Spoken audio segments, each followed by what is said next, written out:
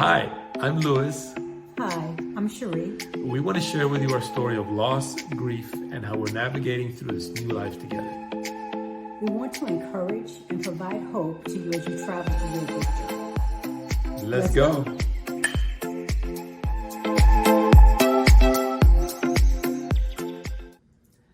After 30 years of being married, I became a widower. After 26 years of marriage, I became a widow. 3 months after Yami passed away, I met Cherie, and it was through my nephew and niece who were doing counseling with her. They came up to me and mentioned her to me, but during those 3 months, we had conversations about what would happen now that, my wife has passed away. And I told them, I said, well, I'm not looking to remarry anything anytime soon or none of that stuff, but I do miss the companionship, and I miss having to going out, going to dinner, going to a movie with my wife, basically. Mm-hmm. And I knew that I was going to be looking at in the future. Right. And so they talked to me about her in the beginning, and like 2 months in, and I'm like, well, I know that she's a widow, but I'm not ready for that right now. Right.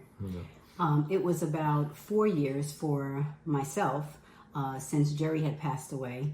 And I remember telling them that I was looking for companionship, someone to just hang out with, have lunch with, or dinner, or something like that. So, like he said, someone that wasn't our kids or our grandchildren, just someone, preferably if somebody of the opposite sex. Exactly. Not my buddy, it's not my kids, but yeah, exactly. So I think we were having the same conversation with them, yeah, when at different times. Mm-hmm.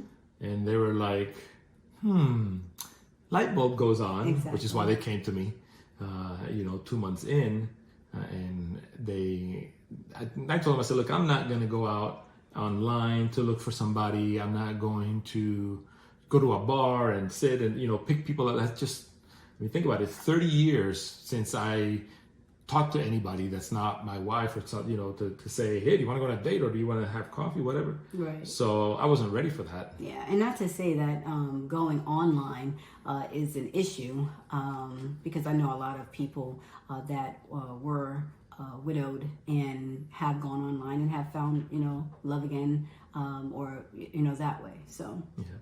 But I was more of a, look, what I'm looking for. How I treated my wife. That if I meet somebody, it's going to be somebody worth meeting, I guess. Mm-hmm. And, they talk to you because I guess they, like, she's the one. Exactly.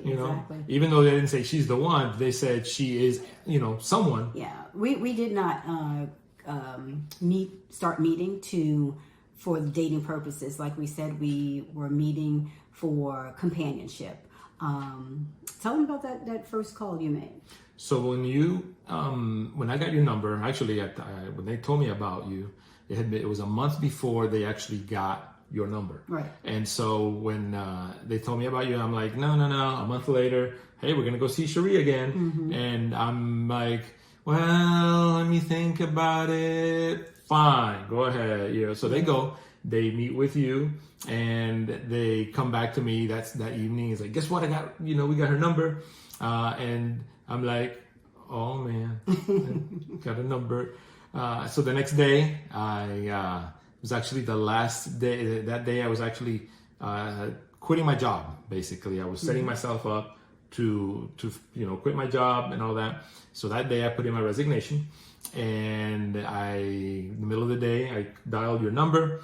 I'm looking at my phone, and I'm like, try new things. And so I hit the send button, and I got your voicemail. Right.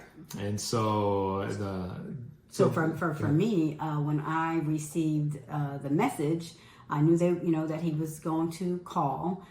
For some reason, I still got a little nervous. Not again that we were anticipating this to be anything, but for some reason, I still was a little nervous. What was your conversation with them for them to get your number? It was kind of like your nephew was messing around, horsing around, like, what do you think about if I knew someone that, and he was kind of that, and then his wife hit him and was like, just tell her. And so, he showed me a picture. He's like, yeah, see, this is my Tio. And I was like, okay. And I was like, well, I can go have coffee with him, and we can share our stories, and we can do that. And that's what was the thought behind this whole meeting or meetups, is sharing our story. It was kind of nice to be able to share my story with somebody who understood my story, because she was going through the same thing. Mm-hmm. And so going to meet you, that's what I was looking forward to. Mm-hmm. And at the same time, it was like, because they showed me her picture. It's like, oh, look, she's so cute. She does this and blah, blah, she wears that clothing. Right. And I'm like, yes, but, right. And so... so I think I called you back. You called me back later on that afternoon. Right. So I called him back, and I said the first question I asked you was, hey. What are you doing? What are you doing? And so I picked up the phone, and she says, hello, hey, this is Cherie. And I'm like, hello, Cherie. She's like, so what are you doing? And I'm like, it's like, I don't remember the last time. Well, my wife is the only one that asks me, what am I doing? And so I'm like, who does she think she is? Type of thing. In a split second, I'm like, well, I answered, I'm doing something that you're not supposed to do the first year after you lose your spouse. Right. Which is quit my job. That's one of the things that they say not to do. They say not to make any major decisions within the first year of losing your spouse. Right. And so the next question after I said that was, did you pray about it? And I'm like, again, something only my wife would ask me, and I'm like, yeah. So it was kind of and at the same time it was refreshing, right? Because it was almost expected, for anybody to ask me that question. Right. Did you pray about it? I say, yeah, I have. And I got all my ducks in a row, and everything's in place. And while I know that you got to wait a year at least, or it's a recommendation, that's not for everybody. I was ready to do what I had to do. Right. It had been a while. I've been grieving for a while. We'll talk about that in the future, about that grief process and how we got to where we got. Yeah. But that's the conversation that we had. Mm-hmm. So from that conversation, we set a day and a time to meet at a place called Black and Brew coffee shop here in Lakeland. And we were going to meet at one that was at our public library. So we met there, and unfortunately, the coffee shop was closed. It was they were doing renovations. Mm-hmm. And so we decided to meet at the other one, which is downtown Lakeland. So I ran into her in the library. It was in the middle of COVID, towards the end of COVID, but there was still the mask and stuff like that. And I'm waiting at the front door of the library, and she's walking, and I see someone that I'm assuming it was her, but I didn't know at that point. She walks past me, and I'm like, I think that's her in my mind. But I had just ran into another lady who I knew from church, and we were chatting, and while we were chatting, you walked by. Right. And I'm like, well, finish my conversation, and then I went into the library to look for you. And so as I'm looking for you, you come out, and you're walking past me, and I'm like, and you had a mask on. Right. So all I saw was this, Right. And I'm like, Cherie. And so, you stop, and it's like, yeah. So I'm Louis, and I don't think I had a mask on. No, I don't think so. Yeah. I don't think you had it on at that point. I didn't have it on at that point, yeah. So after the library, like I said, that one was closed. That's when you told me that was closed. Mm-hmm. And we decided to go to the one downtown. The other one, right. And it was like 2 minutes away. Yeah. So down the street.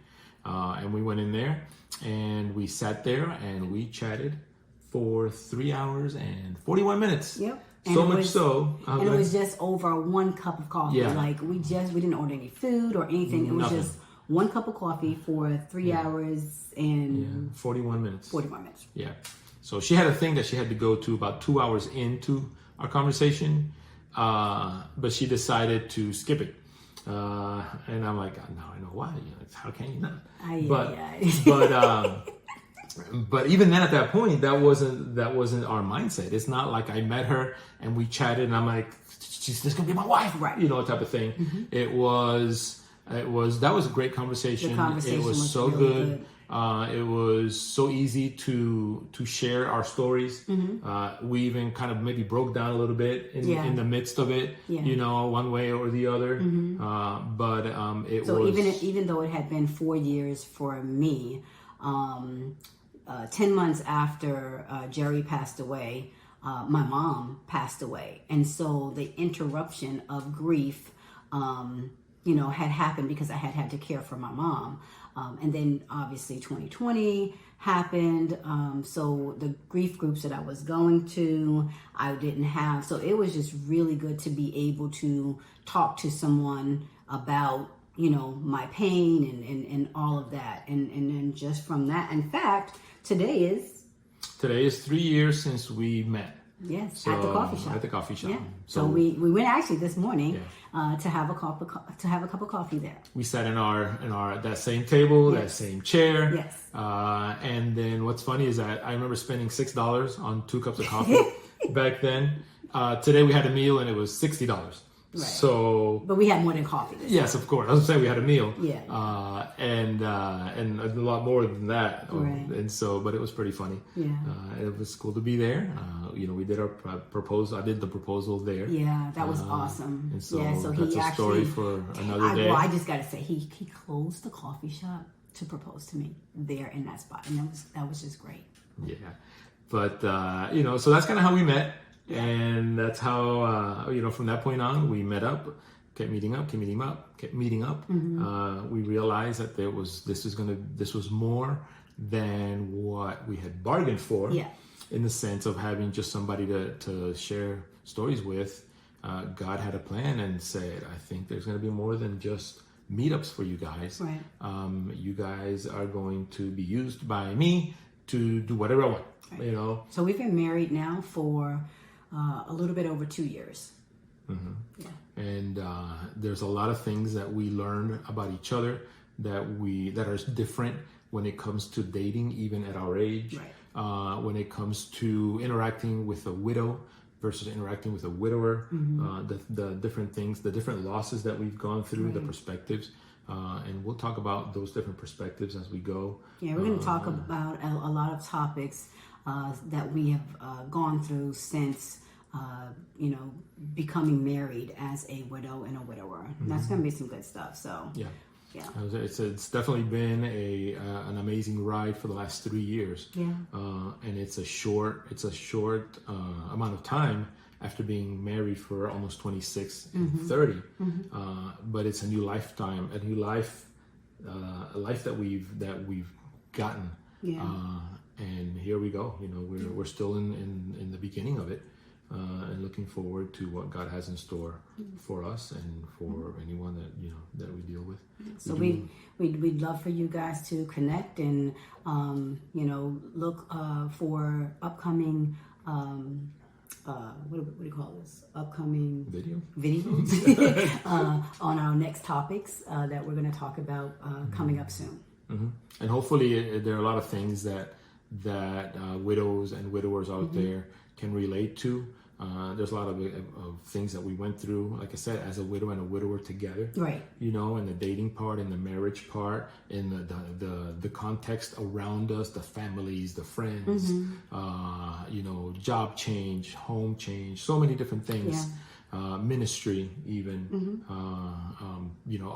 Our previous spouses, how they've shaped us into being who we are. And what we can be for each other because of our experience with them. So connect is going to be really good stuff coming up. So thank you. We look forward to sharing, and we'll see you next time. Yes.